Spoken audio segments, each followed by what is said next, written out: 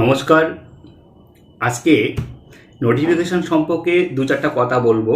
সেই কথা বলার আগে একটা কবিতার লাইন বলি। সেটা হলো, প্রিয় ফুল খেলার দিন নয় অদ্য, ধ্বংসের মুখোমুখি আমরা, চোখে আর নেই স্বপ্নের নীল মদ্য, কাঠফাটা রোদ ছেঁকে চামড়া। সুভাষ মুখোপাধ্যায়ের সেই বিখ্যাত কবিতা পদাতিক। তো এটা বললাম কেন, আজকে এই নোটিফিকেশন সম্পর্কে দুটো শ্রেণীর মানুষকে, অর্থাৎ যারা 2016-তে পরীক্ষা দিয়েছে তাদের সম্পর্কে একটু কথা বলি, এবং তার সঙ্গে নতুন যারা আছে তাদের সম্পর্কে কথা বলি। কিন্তু সবার জন্য এই লাইনটা খুব ইম্পর্ট্যান্ট। ছোটোতে পড়েছিলাম লাইনটা। তো দেখো, যে বিষয়টা বলছি, 2016-তে যারা পরীক্ষা দিয়েছো, যারা এক্সিস্টিং টিচার, তাদেরকে একটা কথাই বলবো, ঘরে বসে না থেকে আন্দোলনে নামো। রাস্তায় তোমার চাকরি ফিরিয়ে দিবে, রাস্তায় তোমাকে তোমার ওই জায়গাটা ফিরিয়ে দিতে পারে, অন্যথায় সমস্যা আছে। আর যারা নতুন পরীক্ষার্থী, অর্থাৎ নতুন করে এই পথে আসতে যাচ্ছ, এই রাস্তায় আসতে বলবো না, অর্থাৎ যারা শিক্ষকতা করতে যাচ্ছ, তোমাদের জন্য বলি, এটা গোল্ডেন অপরচুনিটি। এখানে ঘরে বসে আর টাইম স্পেন্ড করো না, জীবনকে সঁপে দাও।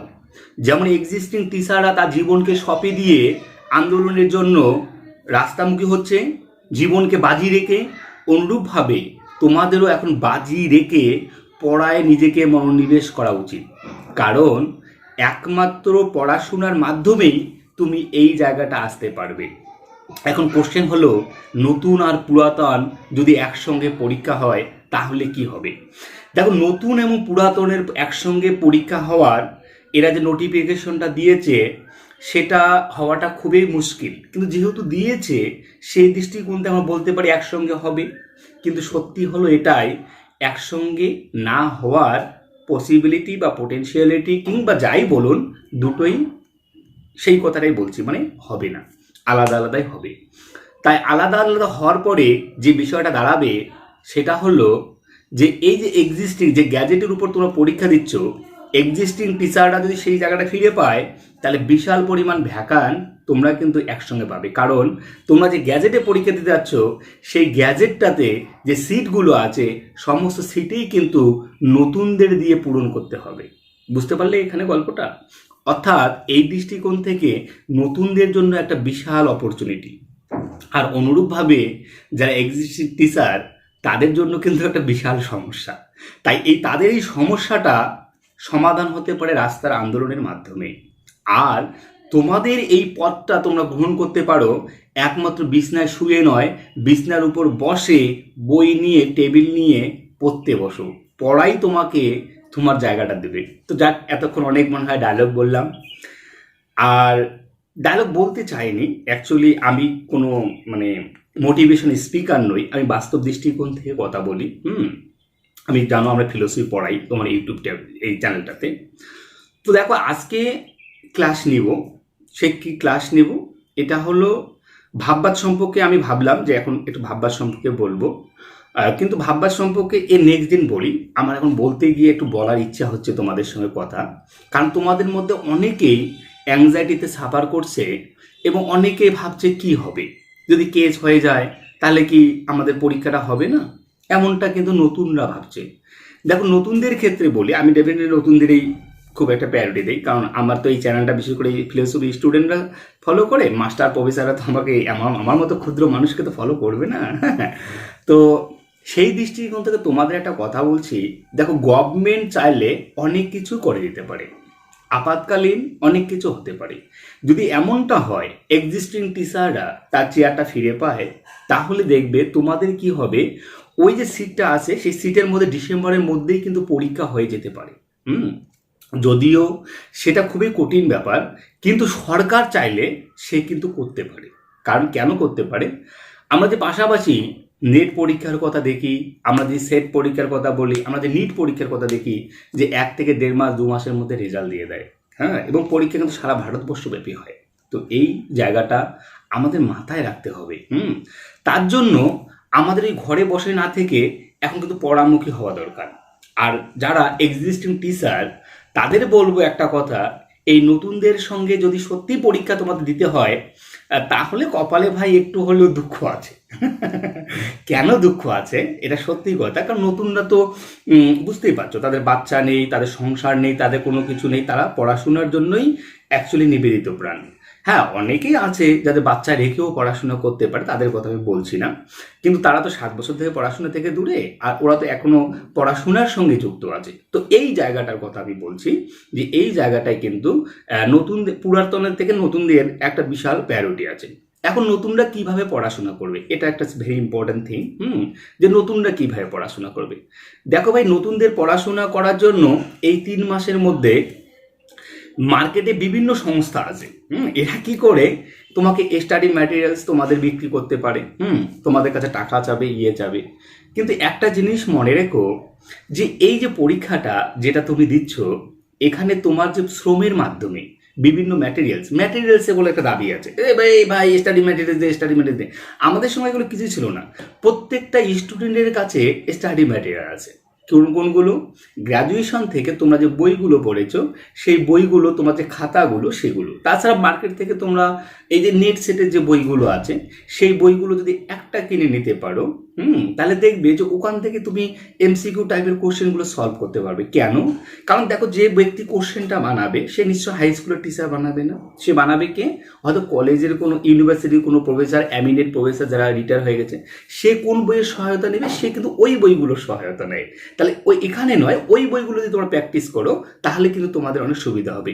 ওই স্কুলের বইগুলো প্র্যাকটিস করলে সেখানে তুমি কোশ্চেন পাবে। কেন পাবে না? কারণ একটা কোশ্চেন যখন তৈরি হয়, তার 60% কোশ্চেন বা 50% কোশ্চেন অ্যাজ ইউজুয়াল, মানে যে কোনো দিন পড়াশোনা করেনি, 8 থেকে 10 বছর পড়াশোনা থেকে দূরে, সে ওই কোশ্চেনগুলো অ্যান্সার পায়। তারপর থেকে কিছু কোশ্চেন উঠে আসে একটু হাই কোয়ালিটির, এবং সেখানে যারা একটু মোটামুটি পড়াশোনা করেছে, তারপর যখন কোশ্চেনগুলো উঠে আসে সেগুলো আন্ডারস্ট্যান্ডিং লেভেল থেকে। আর এই আন্ডারস্ট্যান্ডিং লেভেল থেকে বুঝতে গেলে ওখানে তোমাকে একটু ওই কোনো টিচারের এমসিকিউ টাইপের কোশ্চেন নয়, যে টিচার তোমাকে ফিলোসফিটাকে বুঝিয়ে বুঝিয়ে বলতে পারবে, অর্থাৎ তোমার যে একটার সঙ্গে আর একটার যে সম্পর্ক আছে, এই যে বিষয়গুলো যে বুঝিয়ে বলতে পারবে, সেই টিচারই তোমাকে একমাত্র হেল্প করতে পারে, এটা আমার মনে হয়। এবং আমি এই স্টাইলে কয়েকজনকে পড়িয়েছি, তারা সাফল্য পেয়েছে। হ্যাঁ, আমার এটাই মনে হয়েছে যে ওভাবেই পড়ালে হবে। আর জেনারেল কোশ্চেনগুলো যে কোনো বই থেকে যেভাবে যে কোনো স্টুডেন্টই পেয়ে যায়, ওগুলো স্বাভাবিক, সবাই পেতে পারে। কিন্তু যখন আন্ডারস্ট্যান্ডিং লেভেলের কিছু কোশ্চেন দেয়, এবং যার উপর ভিত্তি করে কিন্তু আমাদের পাস ফেল হয়। দেখো, পাস ফেল এখানে কাট অফ মার্ক ওই রকম নয়, এখানে উপর থেকে ডাকবে, অর্থাৎ যে র্যাঙ্ক করবে 1 2 3 4 এরকম। কারণ একটা করে সিটের জন্য কি ডাকে, 1:1.4 এরকম ভাবে ডাকে। তো এই রিস্যুতে টিকতে গেলে তোমাকে ডেফিনেটলি আন্ডারস্ট্যান্ডিং লেভেলের যে কোশ্চেনগুলো থাকবে, সেগুলোর কোশ্চেন তোমাকে অ্যান্সার করতে হবে। আর এর জন্য তোমাকে কিন্তু ওই ফিলোসফিটাকে বুঝতে হবে। যদি তুমি ওই জায়গাটা বুঝতে পারো, তাহলে কিন্তু তুমি আন্ডারস্ট্যান্ডিং লেভেলের কোশ্চেনগুলো অ্যান্সার দিতে পারবে। আর অন্যথায় যতই তুমি শর্ট কোশ্চেন প্র্যাকটিস করো, এখন একটা বাজারে নতুন একটা শব্দ উঠে আসছে, মক টেস্ট। আরে ভাই, mock test is not the student mock test not for the student of philosophy. Mock টেস্টটা কারা? অ্যাকচুয়ালি যারা ওই বিভিন্ন সময় নিট পরীক্ষা দিত, কিংবা WBCS পরীক্ষা দিত, তো তাদের ক্ষেত্রে যে মক টেস্ট কিংবা ইন্টারভিউর যে গল্পটা উঠে আসে, কিভাবে ইন্টারভিউ তুমি দিবে, এই যে এখান থেকে কিন্তু মক টেস্টের গল্পটা উঠে আসে। এখন এই যে মার্কেটিং যারা করে, বিভিন্ন লোক মার্কেটিং করতেছে, হ্যাঁ, মানে এটা টাকার tuition is the one kind of swords of money, বুঝতে পারলে? তো এবার কি, এরা এই বিভিন্ন এমসিকিউ টাইপের কোশ্চেনগুলো বারবার প্র্যাকটিস করাচ্ছে, বলছে এটাকে মক টেস্ট, এটার মাধ্যমে তোমার অনেক হবে। দেখো ভাই, ওই এমসিকিউ টাইপের কোশ্চেন তুমি প্র্যাকটিস করো আর না করো, তুমি কিন্তু 50% কোশ্চেন বা 60% কোশ্চেন এমনিতেই পেয়ে যাবে। কিন্তু আন্ডারস্ট্যান্ডিং লেভেল থেকে যেখান থেকে দেবে না, তার জন্য তোমাকে ফিলোসফিটাকে আত্মস্থ এবং বুঝতে হবে। যখন তুমি দুটো বিষয়ের মধ্যে কম্পেয়ার করে, তখন 4টা অপশন দেওয়া থাকে, দুটো অপশন এমনি তুমি বাদ দিতে পারবে। আর দুটো অপশনের মধ্যে যখন তোমার এই ডিলেমাটা ক্রিয়েট হয়, ওই ডিলেমায় তোমাকে ফাইন্ড অ্যান্সারটা করতে গেলে, অর্থাৎ একজ্যাক্ট অ্যান্সার ফাইন্ড আউট করতে গেলে, তোমাকে কিন্তু ভাই একটা আন্ডারস্ট্যান্ডিং লেভেলে ফিলোসফিটাকে একটু বুঝতে হবে, দুটোর মধ্যে একটু ওই ঘষা মাজা করতে হবে দুটো অপশনের মধ্যে, তারপরে তোমাকে অ্যান্সার করতে হবে। এটাই হলো ফিলোসফি পড়ানোর একটা কৌশল, আমি মনে করি। আর নতুবা ওই যতই তুমি সারাদিন এই বিভিন্ন লোকের কাছে এমসিকিউ প্র্যাকটিস করো, কারো কাছে 10 15 20 হাজার টাকা দিয়ে তুমি ওই স্টাডি ম্যাটেরিয়ালস নাও, দেন আমি মনে করি এটা কিন্তু সমস্যামূলক, নাথিং বলবো না। কারণ সবাই তো বিভিন্ন লোক, আমি প্রত্যেকটা মানুষকে সম্মান করি। কারণ সবার হয়তো বিভিন্ন কৌশল হতে পারে, কিন্তু আমার কাছে কৌশলটা এটাই, আমি এইভাবে ভাবি। এবং এবং যারা পড়ছো, নতুন করে পড়তে যাচ্ছ এবং অনেক দিন হয়তো পড়াশোনার থেকে দূরে, আমি জানি 3-4 মাসের মধ্যে সিলেবাস কমপ্লিট করা এটা সত্যিই খুব কষ্টদায়ক। কিন্তু এটাও সত্যি, যদি তুমি এভাবে প্র্যাকটিস না করো তাহলে সিলেবাস কমপ্লিট হবে, কিন্তু ভাই তুমি র্যাঙ্কে টিকতে পারবে না। র্যাঙ্কে টিকতে গেলে তোমাকে এই যেমন বুঝতে হবে বিষয়গুলো, তেমনি তোমাকে প্র্যাকটিসও করতে হবে এবং জেনারেল যে বিষয়গুলো ওগুলো সম্পর্কে তোমার আইডিয়া থাকতে হবে। কারণ যদি তোমার ফাউন্ডেশনটা ঠিক হয়, অর্থাৎ ফিলোসফির যেটা বেসিক ফাউন্ডেশন সেটা যদি ঠিক হয়, তারপর তুমি সেগুলো সম্পর্কে ভাবতে পারবে। আর বেসিক ফাউন্ডেশন যদি তুমি ওই এমসিকিউ প্র্যাকটিস করেই যাও, তাহলে কতগুলো এমসিকিউ জীবনে তুমি প্র্যাকটিস করতে পারবে ভাই? এগুলোর মাধ্যমে কিন্তু হয় না। এটাই বলার ছিল। এভাবেই পড়ো। আমি মনে করবো যে এই পদ্ধতিটা যারা এক্সিস্টিং টিচার আছে তারাও ফলো করো, তারা তো জানে, তারা তো টিচার, তারা তো অনেক ব্যাপার। আর যারা নতুন করে পড়ছো, তোমরাও খারাপ নও, তোমরাও ভালো, তোমরাও এভাবে পড়ো, দেখবে যে সাফল্য পেতে পারো। আর একটা কথা বলি, যদি কারো কোনো অসুবিধা হয় তাহলে আমার সঙ্গে যোগাযোগ করতেই পারো। আমার ফোন নাম্বার 7908015257, এটাই আমার মোবাইল নাম্বার। যদি তোমরা মনে করো যে না, নাসিমুল দার সঙ্গে একটু কথা বললি, কিংবা নাসিমুল দা যদি একটু বুঝতে চাই ফিলোসফি কিংবা এরকম, তা যোগাযোগ করতে পারো। আমি আমার সাধ্য মতো সবাইকে চেষ্টা করব, যার যতটুকু আর কি হেল্প করা যায়। এটাই আমার প্রয়াস বা আমার ইচ্ছা বলতে পারো। কারণ আমি অনেক দিন ধরেই এভাবেই হেল্প করে আসছি। এটা অনেকেই জানে ইউটিউবে। এখন মোবাইলটা তো ভালো নেই, আমিও শারীরিকভাবে অসুস্থ ছিলাম, তার জন্য মাঝখানে অনেকদিন ভিডিও দেইনি, অনেকদিন ক্লাস করাইনি।